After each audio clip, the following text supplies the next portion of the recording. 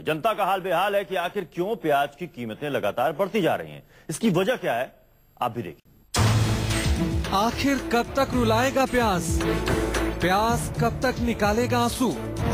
कब तक बढ़ेंगे प्याज के दाम? क्या प्याज अब बन जाएगा सपना? ये वो सवाल है जो आते आते आपको किसी न किसी की जुबान पर मिल ही जाएंगे। देश इस वक्त दर्द प्याज से जूझ रहा है। हालात ये हैं कि प्याज खरीदो तो आंसू और प्याज काटो तो आंसू।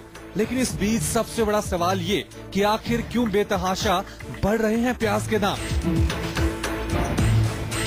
क्या प्याज की पैदावार कम हो रही है या इसकी वजह है प्याज की जमाखोरी? आपको बता दें कि देश में सबसे ज्यादा प्याज की पैदावार महाराष्ट्र में होती है, लेकिन बताया जा रहा है कि महाराष्ट्र के अलग अलग हिस्सों में प्याज की सबसे ज्यादा जमाखोरी के चलते देश के दूसरे शहरों में प्याज की कीमत लगातार बढ़ती जा रही है।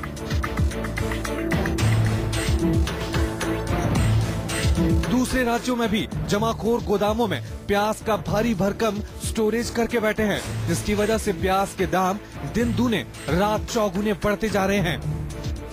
कोई प्याज की कमी देश में नहीं है, ये बिल्कुल एक आर्टिफिशियल कमी बनाई गई है जिससे कीमतों में उछाल आया। हम समझते हैं और ऐसी हमारी सोच है कि इस पे काबू पाया जाएगा।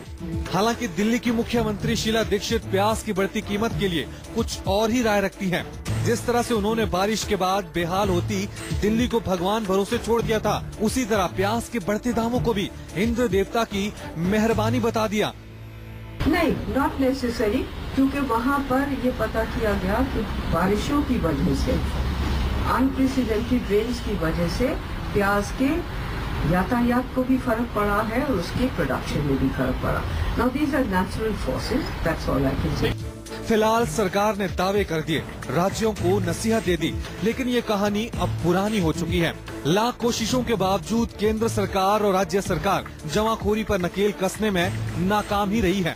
नतीजा ये कि प्याज की कीमतें आम आदमी के आंसू निकाल रही हैं, और यही हाल रहा तो वो दिन दूर नहीं जब बाजार में प्याज आएगा, लेकिन आम आदमी उसे देखने से भी डरेगा। Bureau report, news 24।